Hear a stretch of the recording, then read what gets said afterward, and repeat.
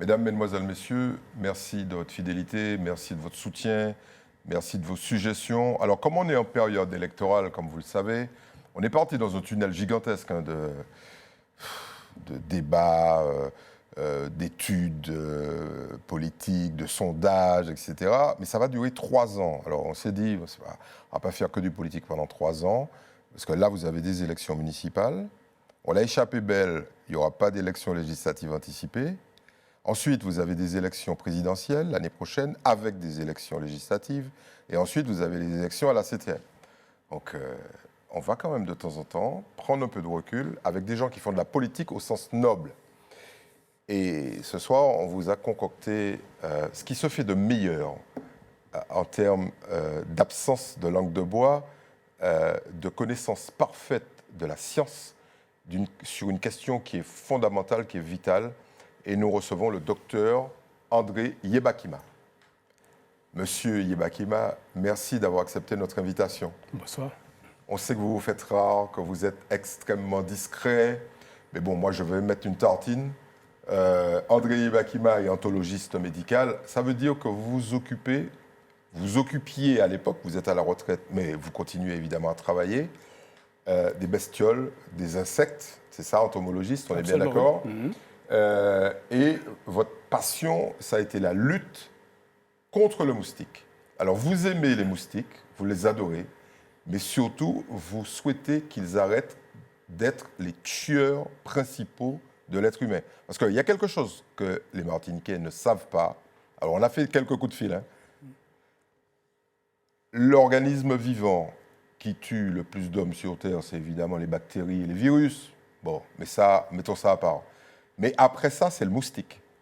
Oui, c'est le moustique, effectivement, ouais, absolument. Ah, ouais, alors, annoncez-nous les chiffres, parce que les gens disent, ouais, mais bon, il y a les guerres, tout ça, non. Non, en fait, le moustique, au sens large, en fait, on estime qu'il est responsable de près de 500 000 décès par an.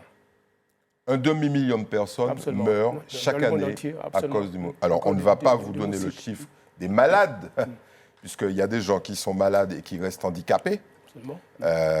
À cause des maladies transmises par le moustique. Mais première question, André Yebakima, ça sert à quoi un moustique? Alors... Parce que bon, c'est bien gentil de nous piquer, mais ça sert à quoi? J'ai eu tendance à dire, lorsque je faisais des émissions, en fait, quand on pose la question, à quoi sert un moustique? J'ai envie de dire, mais c'est peut-être la même question que le moustique se pose à propos de nous. Oui, mais lui, il a une réponse. À quoi sert l'homme? À quoi servent ces gens? À me donner du sang. Le moustique, on lui donne la parole. À me donner du sang. Alors la femelle, on est bien d'accord? La femelle moustique, à nous donner du sang pour que je puisse donner à manger à mes œufs. C'est ça. Mais dites-nous à quoi ça sert un moustique. Je crois qu'en fait, les moustiques, c'est vrai que, bon, plus sérieusement, sont des créatures comme nous autres, hein, comme beaucoup, et puis qui font partie de cet écosystème qui n'appartient pas qu'à l'homme, en fait. André Yebakima, si on enlève le moustique, il y a des choses qui ne vont pas fonctionner. Vous savez, la nature aurait du vide, en fait. Oui. La nature aurait du vide. Alors, les moustiques, c'est vrai que, on est à peu près, aujourd'hui, on connaît à peu près environ 3500 espèces de moustiques. C'est une super mauvaise nouvelle. Enfin, on n'a pas fini le combat, là. Mais alors, sur les 3500 espèces de moustiques connues, vous savez, il y a moins de 300 espèces qui peuvent transmettre des maladies. Mais 300, c'est considérable. D'accord? Moins de 300. Non, mais c'est pour vous dire, quand même, ramener aux 3500. Ramener aux 3500, ça veut dire que la majorité des espèces de moustiques ne nous dérangent pas. D'accord? La majorité des espèces de moustiques ne nous dérangent pas. Mais alors, à quoi, effectivement, servent ces espèces? Comme je dis, font partie un peu de ce qu'on appelle les chaînes alimentaires, hein, au sens large. Les stades aquatiques des moustiques, les larves des nymphes, servent de nourriture aux poissons, servent de nourriture aux oiseaux, ainsi de suite. Voilà. Donc c'est vrai que les moustiques ont leur rôle aussi. Alors il paraît même qu'il y a des moustiques qui permettent la pollinisation. Absolument, oui. Des fleurs. Ils interviennent dans la pollinisation, pas autant que les papillons, pas autant que les abeilles, mais les moustiques, effectivement, interviennent aussi dans la pollinisation. Alors ça, c'était la première question, à quoi sert un moustique? Maintenant, la deuxième question, c'est à quoi sert André Yebakima? Alors, je vais quand même dire aux Martiniquais que vous êtes Martiniquais, Ben oui, vous êtes là depuis des décennies, donc on vous a donné, nous vous avons donné la nationalité martiniquaise. Merci.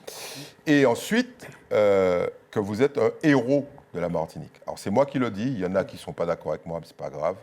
Ce qui est important, c'est ce qui se dit ici. Vous êtes un héros martiniquais et il y a même des pays en dehors de la Martinique où vous êtes considéré comme un sauveur.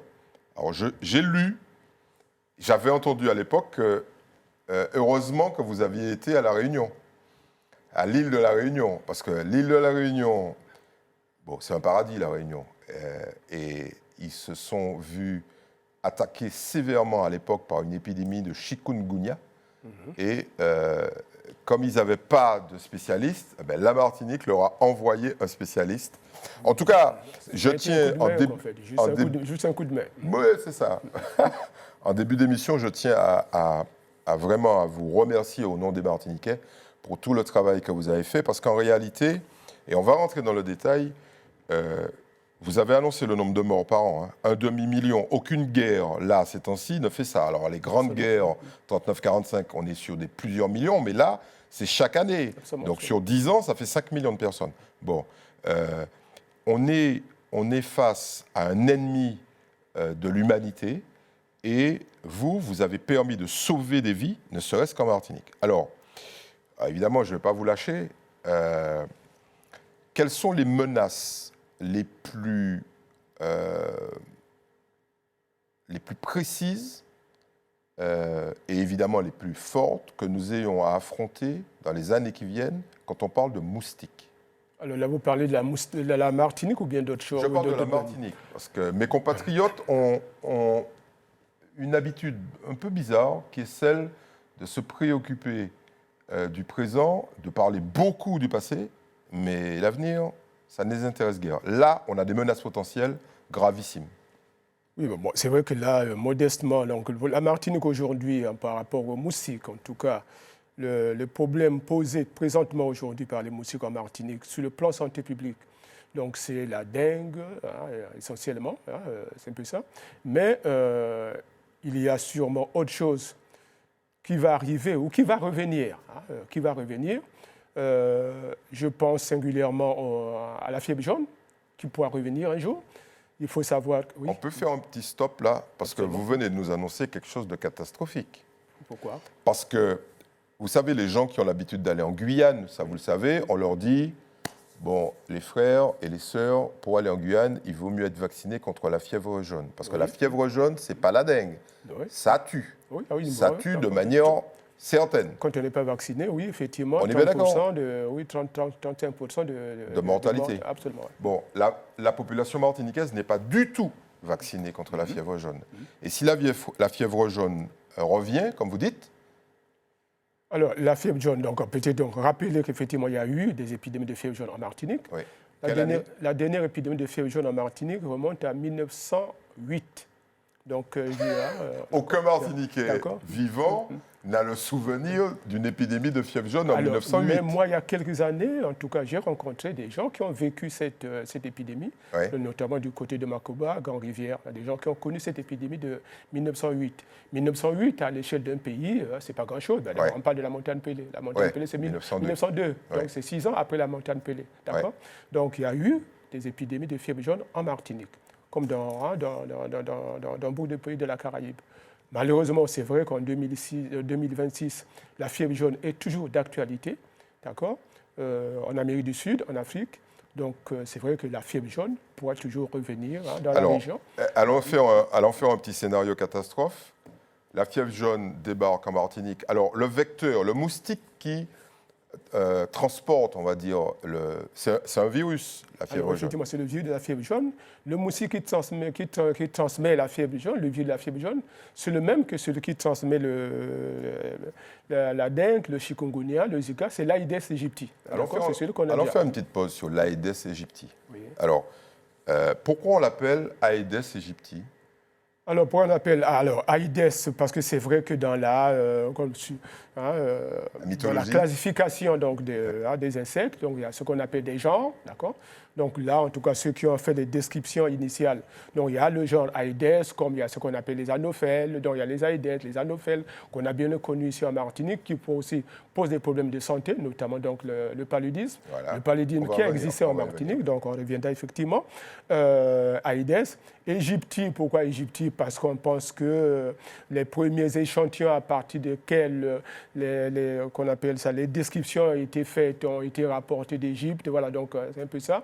Bon, quoique bon, c'est assez discuté. Donc et puis, lui, voilà, il est porteur de virus de la fièvre jaune. Alors, il peut transmettre le virus de la fièvre jaune, comme il transmet le virus de la dengue, d'accord, du Zika, du chikungunya et sûrement d'autres virus. Alors, à tel point que c'est vrai que conscient de cette menace, il y a des études qui ont été faites il n'y a pas si longtemps que ça. C'est une jeune Martiniquaise, en tout cas, qui a passé une thèse en sciences sur effectivement les risques liés au potentiel émergent donc, de fièvre jaune en Martinique et dans la Caraïbe. C'est donc les travaux, en tout cas, essentiellement consistaient à essayer d'analyser, en tout cas, plusieurs souches d'Aedes aegypti de différents pays, bien sûr, centrés sur la Martinique, plusieurs souches de virus qui viennent d'Afrique, d'Amérique du Sud, et ainsi de suite. Et c'est vrai que la conclusion de ces travaux, donc, qui ont été bien publiés il y a 3-4 ans, c'est qu'effectivement, la Martinique est potentiellement donc, une zone où la fièvre jaune peut éclater, comme la Guadeloupe, comme beaucoup d'autres régions. Docteur Yebakima, oui. Nous n'entendons aucun discours officiel de responsables de la santé en Martinique, à la fois des élus, mais aussi de la santé institutionnelle, on va dire ça comme ça, sur cette problématique. Alors, pour aller plus loin là-dessus, effectivement, à côté de ça, il y a un travail, mais là, en tout cas, en termes de scénario, qui a été fait au niveau d'un organisme qu'on appelle Arbo France. Donc, au niveau de la France, plusieurs compatriotes en tout cas, ont participé à ces travaux. M. Jacques Rosine de Santé publique France, le professeur André Kabir, donc participé à ces travaux. Donc, un scénario, c'est vrai que donc, le scénario montre bien que, voilà, en cas de fièvre jaune, la fièvre jaune, c'est possible qu'elle revienne en Martinique, comme dans plusieurs pays de la région. Et en cas de fièvre jaune, qu'est-ce qu'il faut faire, et ainsi de suite. Maintenant, c'est vrai que, bon, ce qui reste maintenant, c'est... Il n'y a pas de communication dessus. Peut-être faire cette communication, effectivement, de ces travaux qu'on fait. Voilà. Bon, alors j'insiste sur cette maladie, appelons ça comme ça, parce qu'elle est mortelle, à des taux relativement élevés. Très élevés. Et le seul remède connu, on est bien d'accord, c'est la vaccination. Alors, c'est la vaccination. Alors, ce qu'il faut dire, la vaccination, c'est vrai que... Alors, moi, j'ai vécu une épidémie de fièvre jaune en 2000 en Guinée-Conakry. L'épidémie éclate dans le nord de la Guinée-Conakry en 2000 et on commence à vacciner donc la population et rapidement, là, il n'y a plus de vaccins en Guinée. Rapidement, il n'y a plus assez de vaccins dans toute la région dans la région africaine. Rapidement, il n'y a plus assez de vaccins au niveau mondial. Donc nous sommes en 2000. Ça, c'est un scénario catastrophe. Donc nous sommes intervenus sur le plan lutte antivectorielle, lutte contre le moustique. 2015, donc il y a 10 ans à peine, la même chose s'est reproduite en Afrique centrale, notamment à Kinshasa. La ville de Kinshasa, en 2015, c'était près de 13 millions d'habitants. Et figurez-vous que 2015, pareil aussi, rapidement, au niveau mondial, il n'y avait plus assez de vaccins pour pouvoir protéger ne fût-ce que la ville de Kinshasa. Donc ça veut dire qu'en 2015, notre humanité ne pouvait pas protéger une ville de 15 millions d'habitants. Alors que nous sommes 9 milliards. D'accord, voilà. Donc c'est ça. Donc c'est vrai que cela doit nous interpeller. Bon, alors, on peut dire que oui, mais ça n'arriverait pas en Martinique parce que vous savez que rien n'arrive en Martinique. Hein?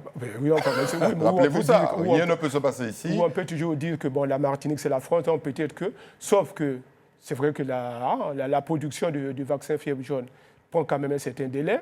La mise en place de la vaccination va prendre un délai. On a vu ce qui s'est passé avec la Covid. Est-ce que tous les Martiniquais vont se précipiter pour se faire vacciner? C'est la question que j'allais vous poser. Parce qu'on est bien d'accord qu'il y a déjà eu une énorme opposition à la vaccination sur le Covid. Là, quand on va leur dire, messieurs et mesdames, il va falloir vous vacciner parce que ça ne plaisante pas, C'est pas gagné. Donc voilà. Donc je crois qu'il y a tout ça. Donc voilà. Donc faut mais alors face à ça, on est là, on bavarde, on est dans notre petit studio de télévision, ça mange pas de pain, mais si jamais ça arrive, vous êtes optimiste ou pessimiste là, aujourd'hui, en l'état actuel des forces? Ah ben écoutez, moi personnellement, ça, je crois qu'on n'est pas prêt. Hein, on n'est pas prêt. Vous savez, je veux dire que ne fût-ce que des phénomènes récurrents tels que les cyclones, on n'est pas tout à fait prêt. Mais combien une fièvre jaune? Alors, je vais peut-être exagérer. Je me suis renseigné sur le taux de contamination du chikungunya sur la population réunionnaise. Là, il y a eu un épisode très sévère. 95% des Réunionnais ont été piqués et ont été contaminés par le virus du chikungunya. Le taux de mortalité est bien plus faible. Hein. Il est extrêmement faible. OK. Mais 30% d'une population de 400 000 habitants, ça fait 120 000 morts. Hein. Bon, effectivement, vous êtes effectivement un homme des chiffres, des statistiques. Effectivement, on peut exploiter ça pour les comme ça. Oui. Mais ce qui est sûr, c'est qu'effectivement, cette maladie, cette menace, effectivement, il faut la prendre au sérieux. Bon, alors... on met ça de côté, là, pour l'instant? Oui, donc ça, c'est la fièvre jaune. Ça, c'est la fièvre jaune. Qu'est-ce qu'il y a d'autre? Qu'est-ce qui pourrait nous arriver encore, ou revenir? Oui, revenir. Le paludisme. Le paludisme, c'est ce qu'on appelle la malaria.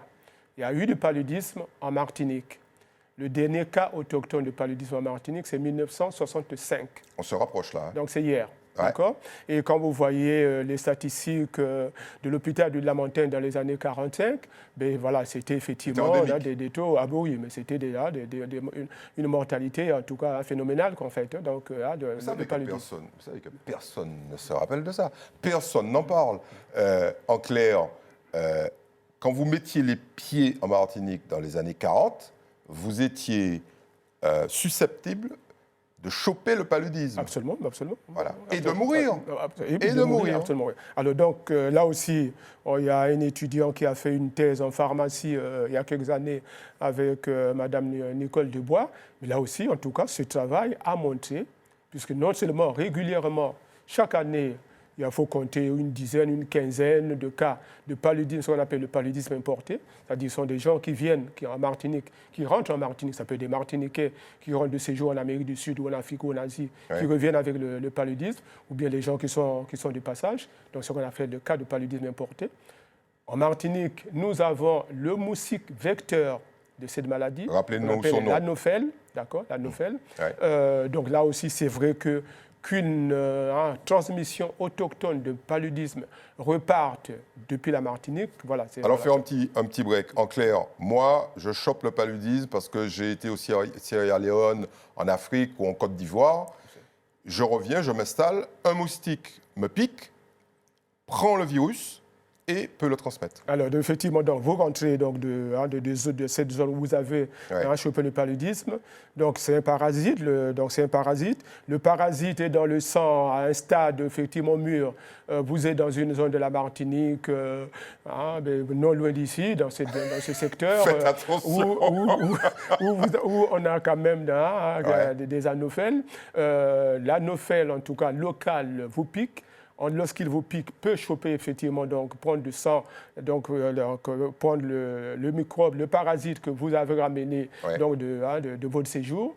Et dans le corps de ce moustique local, donc la transformation va se faire, le cycle biologique va se faire, et ce moustique local va aller piquer quelqu'un d'autre qui n'est pas sorti de la Martinique, et puis ainsi de suite. En fait, ça se produit dans d'autres pays de la région. Il n'y a pas de raison que tôt ou tard, ça ne revienne pas en Martinique. Alors, quand on raconte un scénario comme ça, le plus souvent, les gens, on va dire, monsieur tout le monde ne nous croit pas. Exactement. Alors, ce qui est plus grave, c'est que les politiques ne nous croient pas, les gens responsables de la santé ne nous croient pas, et on leur apporte ce qui s'est passé sur le territoire hexagonal. On est bien d'accord qu'en France hexagonale, il n'y avait pas de source locale de dengue.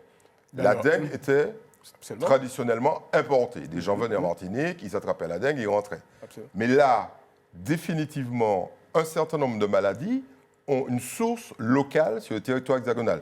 Donc ce qui s'est passé sur le territoire hexagonal peut se passer ici. Mais il n'y a pas de raison, enfin, parce qu'en fait, il faut vous parler du territoire hexagonal. Donc maintenant, le Moustique-Tigre, ce qu'on appelle le Moustique-Tigre, il est très bien installé. Pratiquement plus de 3/4 des départements, des régions de France, en tout cas, sont aujourd'hui infestés par ce Moustique-Tigre. Alors on va revenir sur ça, parce que évidemment, ça pose un maximum de questions. Comme on est sur le tigre, il est présent en Martinique ou pas? Non, en tout cas, à ma connaissance, non. Et le tigre, il contamine les populations hexagonales et leur transmet quelle maladie? Alors, le moustique-tigre, bon, c'est vrai disons que c'est ce qu'on appelle le moustique-tigre. Alors, sur le plan scientifique, donc, nous avons ce qu'on appelle l'Aedes aegypti. Oui. Le moustique-tigre, ce qu'on appelle l'Aedes albopictus. Bon, ce sont deux espèces cousines, en fait. D'accord. Okay. Donc, disons. D'accord. Et bien, à la limite, bon, tous les deux sont tigrés. Bon, pourquoi est-ce qu'on l'a appelé moustique-tigre, le tigre asiatique, et puis ainsi de suite, qu'en fait. Alors, c'est vrai, jusqu'à une époque récente, quand je dis récente, c'est jusqu'à dans les années 90 à peu près, le moustique-tigre, donc cette fameuse espèce, était totalement absente. Déjà, dans les Amériques, était absente de la région Amérique. Voilà. Et en 1986, première détection de cette espèce dans le sud des États-Unis, notamment donc, dans le Texas. Louisiane. Non, du côté donc, dans le Texas pratiquement. Au Texas, oui. D'accord. Et à partir donc, des pneus importés d'Asie. C'est comme ça que le moustique est arrivé. D'accord. Et puis donc depuis 1986, il s'est installé dans le sud des États-Unis.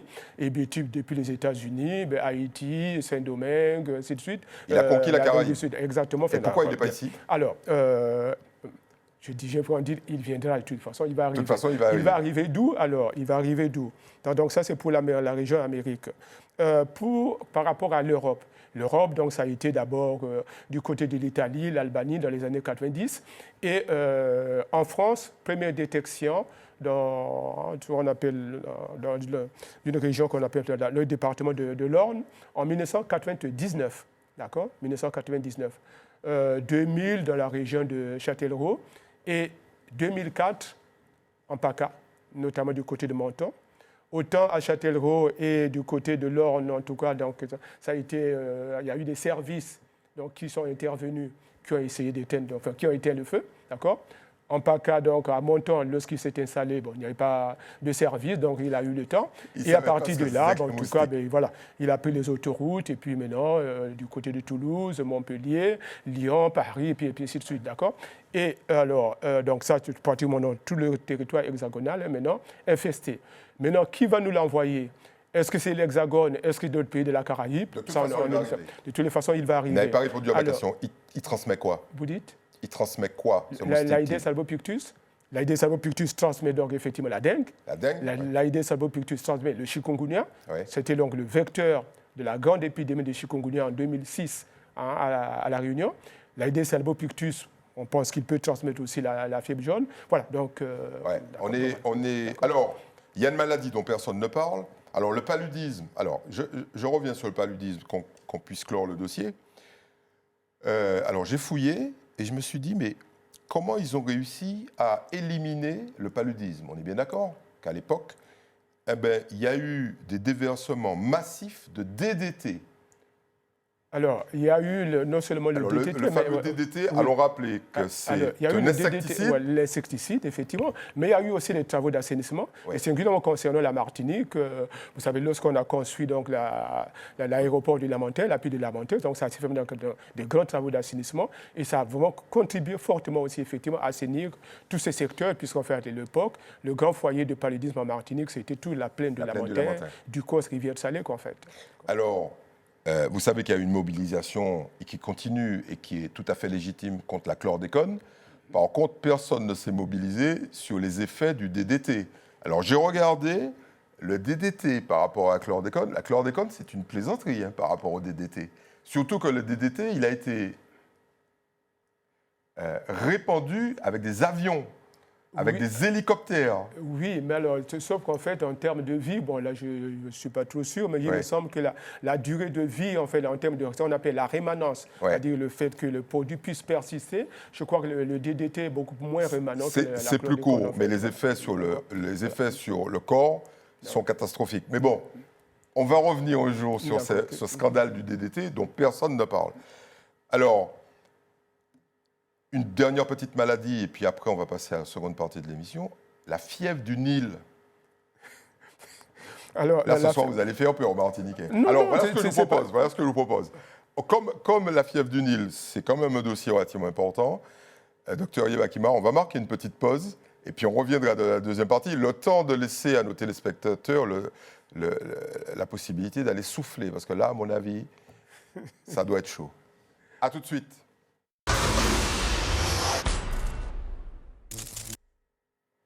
Merci d'être resté. Je sais que c'est presque une émission de terroristes. Alors, il y a 2 terroristes là. Mais bon, c'est pour la bonne cause. Je vous rappelle qu'il y a 15 maladies majeures transmises par les moustiques. Et que, ça c'est mon opinion, on peut considérer que l'establishment politique local ne considère pas les menaces d'épidémies liées aux maladies transmises par les moustiques comme quelque chose de fondamental. On l'a bien noté, notamment sur un retour éventuel du paludisme et de la fièvre jaune. Alors, on se fait une dernière petite maladie, la fièvre du Nil. Alors, il paraît qu'aux États-Unis, ça ne va pas du tout, et que là aussi, nous pourrions avoir cette fièvre du Nil chez nous, parce qu'elle commence à descendre... ou elle est déjà descendue dans la Caraïbe. Là encore, ce n'est pas nouveau. Je crois qu'il y a l'épidémie de New York, je crois que c'était en 1999, là, donc il y a eu plus de 300 morts à l'époque, donc ce n'est pas nouveau. Dans une ville qui est théoriquement protégée. Exactement. L'année dernière, il y a eu des cas de fièvre de Nil dans Paris même, en fait, dans Paris. Je crois il me semble qu'il y a eu aussi un cas récemment en Guadeloupe, d'accord. Donc en fait, bon, c'est pas nouveau. Et puis bon, on a d'autres. Vous avez entendu parler, mais là c'est pas le moustique, bon, mais c'est quelque chose qui peut nous concerner aussi. C'est une maladie qu'on appelle la fièvre europouche, là qui a éclaté à Cuba, en Amérique du Sud, qui pourrait être transmise par les petites bêtes, les petits moucherons qui piquent fort. Alors donnez-nous le nom, parce que ici, ça devient une espèce de fléau. Les gens nous disent, c'est quoi ce truc, c'est nouveau. C'est pas du tout nouveau. C'est pas nouveau. Alors, comment il s'appelle cette petite mouche-là? Alors, en français, on appelle, le terme scientifique, on appelle les culicoïdes. Des culicoïdes, d'accord.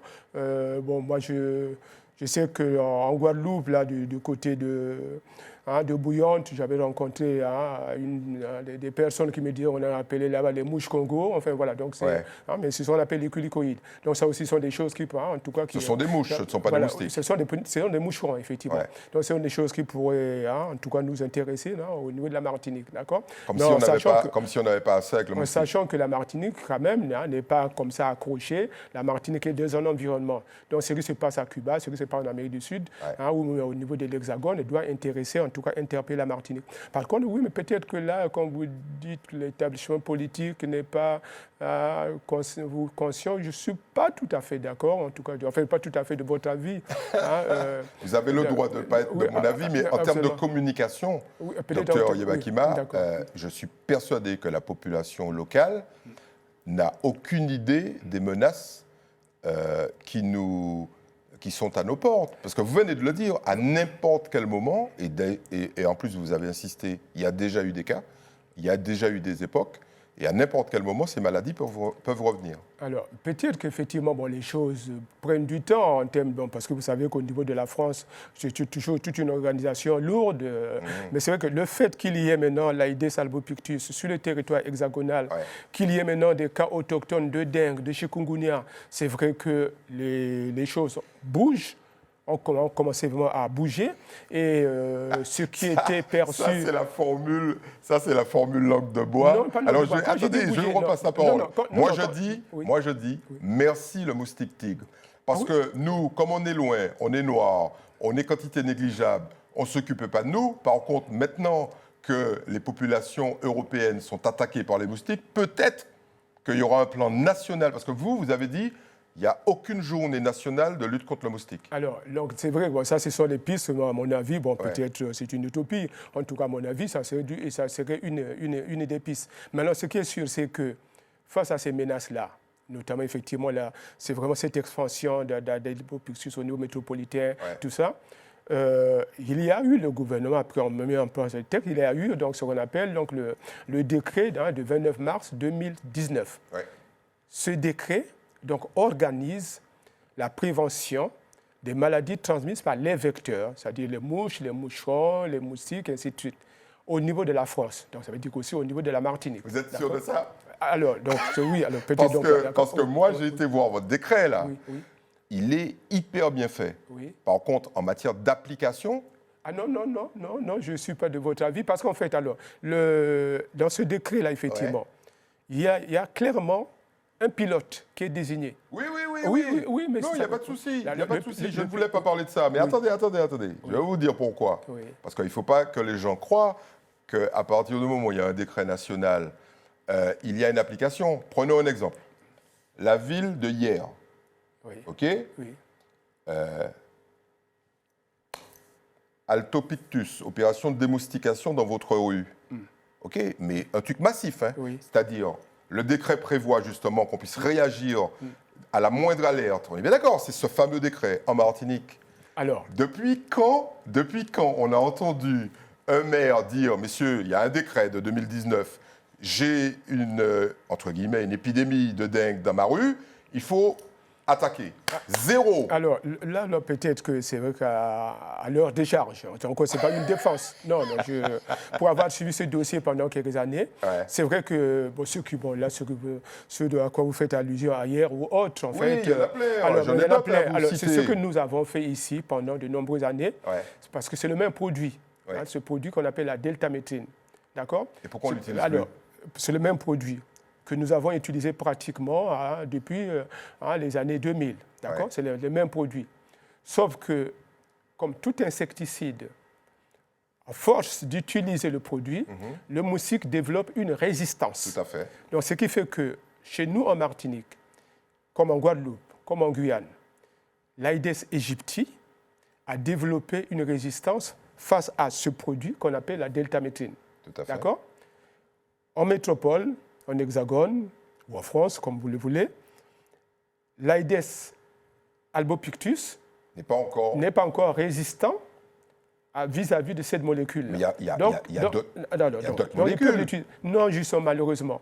Donc c'est vrai, malheureusement, aujourd'hui, sur le marché, et notamment dans le cadre européen, il n'y a pas d'autres molécules équivalentes qu'on peut utiliser. Alors, non, mais c'est intéressant parce que les gens ne comprennent pas. Alors, il faut quand même leur dire qu'il y a d'autres molécules, mais que ces autres molécules ne sont pas autorisées en Europe. D'accord, ne sont pas utilisées en Europe, donc en Martinique.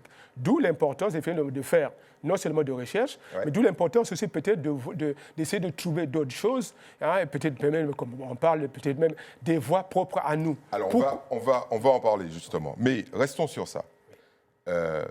Est-ce qu'il y a une volonté politique locale de lutter de manière forte contre ces menaces déjà, et puis l'existant? Parce que quand on regarde les statistiques sur la dengue, bon, vous vous rappelez, ça avait fait polémique.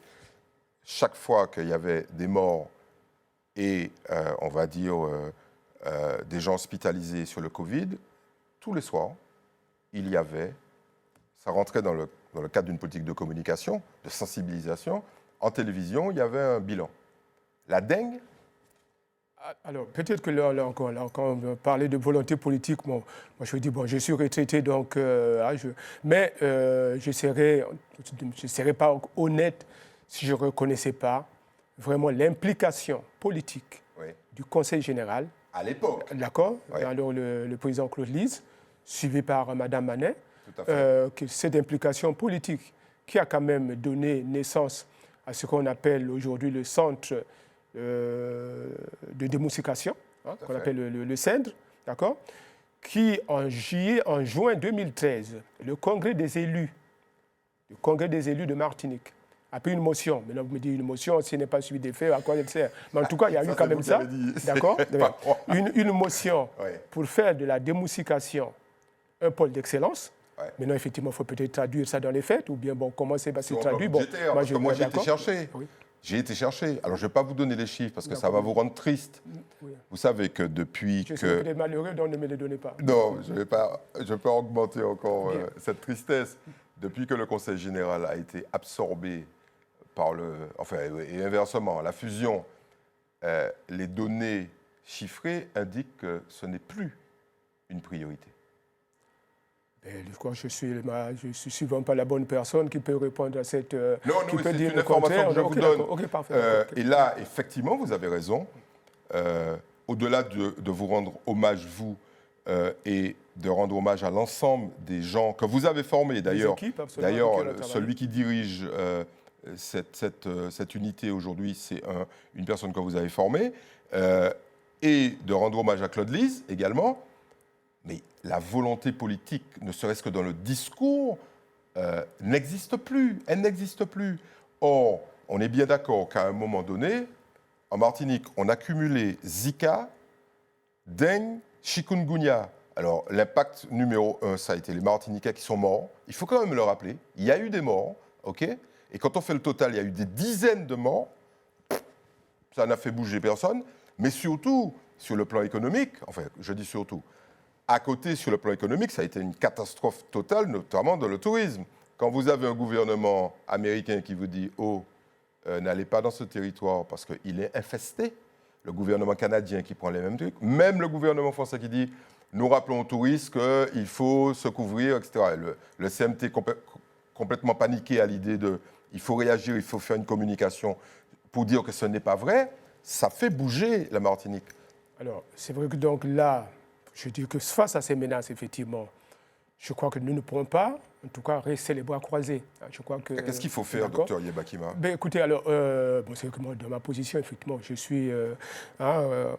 Moi, vous avez parlé de la journée là, nationale de lutte contre le moustique. Moi, j'avoue que c'est quelque chose qui me tient particulièrement à cœur parce que j'estime que le jour où mais là c'est au niveau national, effectivement, à partir du moment où on vise le national, il y aura des répercussions sur le local. Donc, journée nationale française de lutte contre le moustique, moi, je crois que c'est une piste. Vous savez qu'il existe une journée mondiale de lutte contre le moustique. Peut-être que vous ne le savez pas, d'accord? Et bon, qui passe inaperçu. Moi, je pense aussi que je reste optimiste. Je reste optimiste en ce sens que, de toute façon, on ne pourra pas continuer, on ne pourra pas faire autrement. Sinon, en tout cas, on va donner... Qu'est-ce qu'il faut attendre pour que les gens bougent? Les gens qui sont responsables de ce secteur puissent bouger? Il faut attendre des dizaines de milliers de morts? Alors, quand je disais que la réorganisation, donc il y a un pilote aujourd'hui, effectivement, c'est l'ARS, d'accord? C'est l'ARS. Au niveau de l'ARS, il y a ce qu'on appelle, enfin, au niveau de la Martinique, nous avons mis en place, en tout cas il y a quelques années, un outil pour pouvoir essayer, effectivement, voir comment gérer, répondre donc, aux épidémies, aux menaces épidémiques, ainsi de suite. De mon point de vue, l'ARS fait bien son boulot. Ouais. Je ne parle pas de ces organismes-là. Moi, je vous parle du discours des gens qui doivent, sur le plan local, on est bien d'accord, les maires, les communautés d'agglomération et la CTM, non pas agir en sortant des budgets, mais parler de ça, dire les choses. Vous savez, moi, ma petite expérience de travailler avec, ici ou ailleurs, travailler avec les élus, avec les politiques d'une manière générale, je crois que... Alors là encore, sans les défendre, je crois que ça... Je parle toujours d'un trio, le politique, l'administratif et le technique. D'accord ? L'un ne va pas sans l'autre.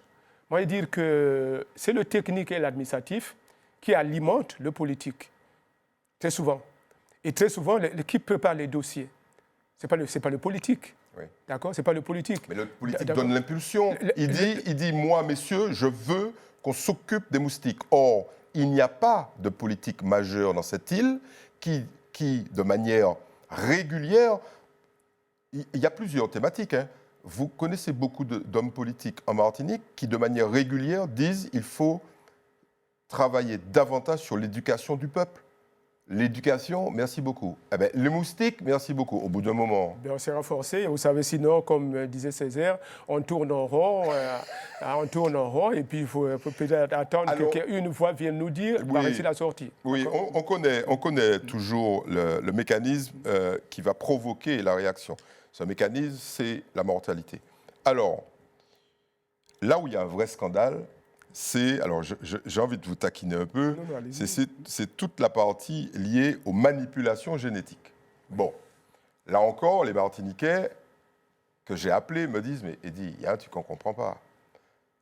Il y a des lâchers de moustiques mâles, génétiquement modifiés, qui permettent de ne pas, entre guillemets, multiplier les naissances parce qu'ils sont infertiles. Il y a des lâchers au Brésil, il y a des lâchers aux États-Unis, et puis j'ai cherché, il y a des lâchers à La Réunion. Oui. Et les mecs que j'ai appelés me disent, qui nous paraissent ça ici alors.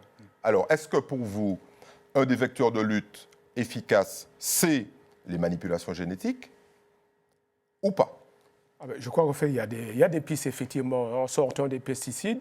C'est vrai qu'il y a des pistes. Bon, c'est que j'ai retrouvé dans mes notes, en tout cas, on avait, donc ça fait quand même 10 ans, donc c'est pour vous dire que c'est parfois vous dire, d'accord, les différentes pistes, c'est vrai qu'on va parler donc cette technique-là de lâcher des mâles stériles, qu'on appelle la technique de l'insecte stérile. Voilà. Bon, au passage, l'une des meilleures spécialistes au monde de cette technique est une Martiniquaise. Oui, tout à fait. D'accord? Qui est au chômage. Bien. Donc, faites attention, monsieur Yemakima. Alors, rappelons qu'elle est au chômage, tout simplement, parce que personne ne s'intéresse à ça ici, évidemment. Bon, alors, donc, si vous voulez, il y a la technique donc, de l'insecte stérile. Vous avez d'autres approches, comme on appelle la technique de la bactérie Wolbachia, hein, d'accord. Puis bon, vous en avez d'autres, le piégeage, ainsi de suite. Mais c'est surtout ces deux-là, l'insecte stérile et puis la Wolbachia. De toutes les façons, on ne va pas faire l'économie de ça. Je crois qu'à terme, j'ai envie de dire qu'à terme, hein, il faudrait y sortir. Là, vous me provoquez. À terme. Oui. Moi, j'ai déjà entendu ça au début des années 2010. Oui. On est en 2026. Oui. On est bien d'accord? Là encore, aucun homme politique ou femme politique n'a parlé de cette technique de manière récurrente. Alors, il y en a qui ont cité, effectivement, mais personne n'en fait un combat. Pourquoi les Réunionnais ont obtenu des budgets extrêmement importants? Parce que 95% de la population avec le chikungunya, bonjour les dégâts. Bon, eux, ils l'ont obtenu, nous, que dalle. Alors, je crois qu'effectivement, donc là encore, je parle du rôle du pilote, hein, le rôle du pilote. Je crois que là, vraiment, dans l'organisation actuelle là, de cette affaire-là, vraiment la prévention des maladies vectorielles, vraiment, il y a ce pilier, le pilote, l'opérateur, ce qu'on appelle l'opérateur, le maire, c'est-à-dire que dans le texte, effectivement, maintenant, on dit au maire, on suscite vraiment qu'il essaie d'avoir un volet de lutte contre les vecteurs dans son plan communal de sauvegarde. C'est dans le décret. D'accord. C'est dans le décret. C'est le maire. Donc, voilà, c'est sur le maire. Alors, profitons-en, c'est les élections municipales. Voilà, si un candidat ne parle pas de moustiques, ne votez pas pour lui. Donc je suis pas candidat, donc voilà. Non, mais je plaisante, mais c'est ça aussi. Alors, donc c'est un peu ça. Bon, mais c'est vrai que j'espère, enfin, en tout cas, j'espère vivement, en tout cas, ce moment veut aussi que le pilote, en l'occurrence l'ARS, en tout cas, devrait se positionner là assez rapidement. En tout cas, peut-être organiser une rencontre des différents partenaires possibles pour essayer de voir ces pistes qu'on fait, parce qu'effectivement, il y a menace qu'on fait. C'est vrai. Cette notion de menace, en fait, elle est centrale. Et en réalité, on le sait. On sait que, prenons un exemple qui n'a rien à voir, la montagne pelée, c'est une menace. Et on sent bien que ceux qui sont responsables de gérer la menace s'occupent du problème. Le moustique, c'est une menace aussi puissante que la montagne pelée, puisqu'on l'a vu, et vous avez donné des chiffres, la montagne pelée n'a tué personne depuis sa dernière éruption. Tandis que le moustique, il a tué des dizaines de personnes en Martinique, voire des milliers de personnes si on fait le total. Alors, peut-être, effectivement, en termes de communication, il y aurait sûrement des choses, une réactivation, peut-être, une réactivation à faire. Mais ce qui est sûr, c'est qu'effectivement, face à cette menace, on va dire qu'on ne peut pas juste se contenter de dire on va faire, ou bien on aura ça, on va faire. 2000, 2013, aujourd'hui en 2026, mais je crois qu'il faut effectivement passer maintenant aux actes. Il faut arrêter de mentir, parce que vous avez contribué. Alors, je ne vais pas citer tous les travaux. Vous avez une puissance de feu au niveau international. Vous participez à des congrès, etc. Ici, il y a eu une espèce de, comment on pourrait appeler ça, un symposium avec un certain nombre de conclusions. Et parmi ces conclusions, vous dites la façon dont on lutte contre, de manière un peu exclusive, Aedes aegypti est une erreur. Absolument. Est-ce que vous pouvez nous développer ça? Parce que là, ça remet en cause tout ce qui a été fait et tout ce qui continue à être fait. Alors, Monsieur Yemakima, est-ce que les gens vous écoutent? Je crois qu'en fait, je crois que c'est une réflexion collective, en fait.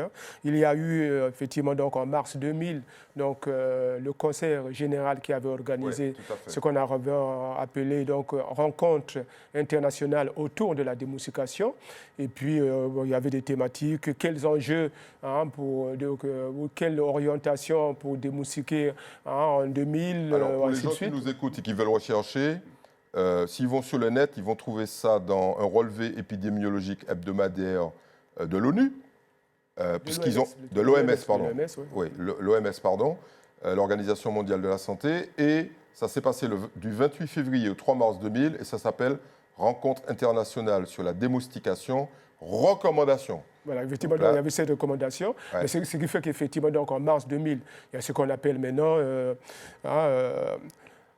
les collègues anglais disent Fort-de-France-Martinique Declaration, d'accord? Donc voilà, donc la déclaration. Ne pas confondre avec la déclaration de Fort-de-France de Letchimy. Non, c'est là c'est la déclaration Aedes aegypti. Donc c'est vrai, donc voilà. Alors se disait, on ne peut pas se cantonner, dire voilà un territoire où vous avez beaucoup d'espèces de moustiques qui piquent les gens, et vous allez dire nous allons seulement viser l'Aedes aegypti et laisser les autres espèces de moustiques.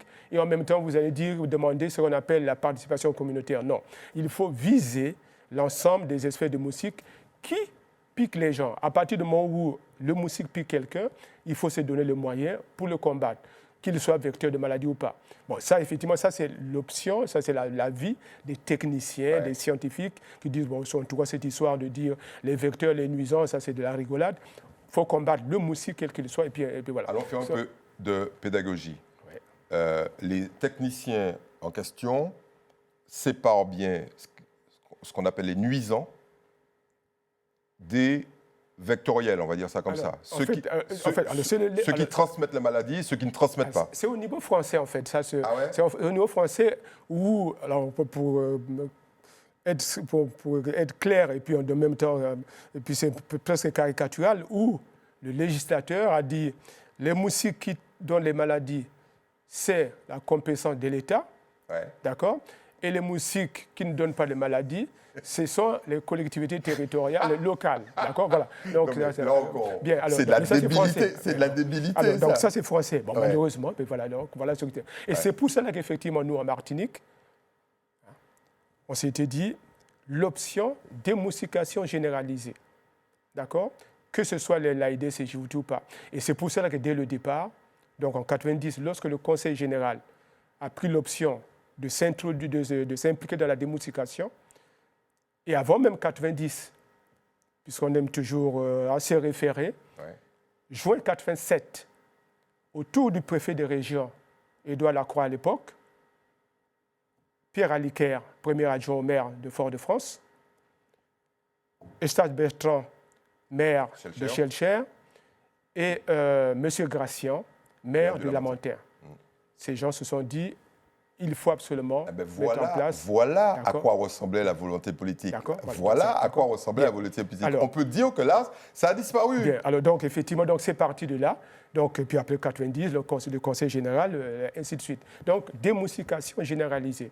Et le projet du Conseil général, c'était dire, l'État et nous, collectivités locales au sens large, on se met ensemble et un dispositif administratif. À l'époque, on voyait un GIP, mais là aussi, pour plusieurs raisons, les gens se sont dressés, on n'en veut pas, on n'en veut pas. Bon, bien sûr, bon, puis voilà. On sait pourquoi, la plupart du temps, ils ne veulent pas d'un outil centralisateur, parce que ça, c'est le meilleur moyen de lutter contre la corruption, mais ce n'est pas grave. Voilà, donc les choses ne se sont pas mises en place, malheureusement, et puis voilà, quoi, en fait. Et on arrive maintenant à ce décret actuel où le conseil, la CTM, dans la collectivité de Martinique, puis le conseil général a disparu. La CTM se trouve aujourd'hui opérateur de l'ARS. Bon, alors qu'en fait, au départ, c'était dire on se met ensemble et puis ainsi de suite, qu'en fait. Voilà. Parce que c'est là qu'on voit l'éloignement des politiques. Là on met en cause le législateur. Là, on remonte au Parlement. C'est là qu'on voit cette espèce de délire d'éloignement de la réalité. Parce que quand de manière un peu factice, en coupant les moustiques, ils oublient qu'un moustique qui, au départ, ne transmet pas une maladie peut devenir un vecteur. Ben écoutez, en fait, enfin, les entomologistes disent un moustique nuisant est un moustique vecteur qui s'ignore. Voilà, donc c'est un peu ça. Donc, il ne vous écoute pas, je vous ai dit. Voilà, il ne vous écoute pas. Ça, donc, non, mais le jour où il y aura des dizaines, voire des milliers de morts, ce que je ne souhaite pas... Oui, mais c'est trop tard. Il sera trop tard. Il sera trop tard. Donc c'est dès maintenant, effectivement, qu'il faut s'unir. Et moi, je dis encore, il faut se mettre autour d'une table. Aujourd'hui, il y a, en tout cas, au niveau des mairies, il y a des compétences, il y a des expertises, d'accord. Il y a aujourd'hui, donc, ce redécoupage donc, des missions par rapport à... donc, on sait que, voilà, il y a l'ARS qui est pilote. Aujourd'hui, il y a des compétences au niveau de la CTM qui, en même temps, donc, opérateur pour l'ARS,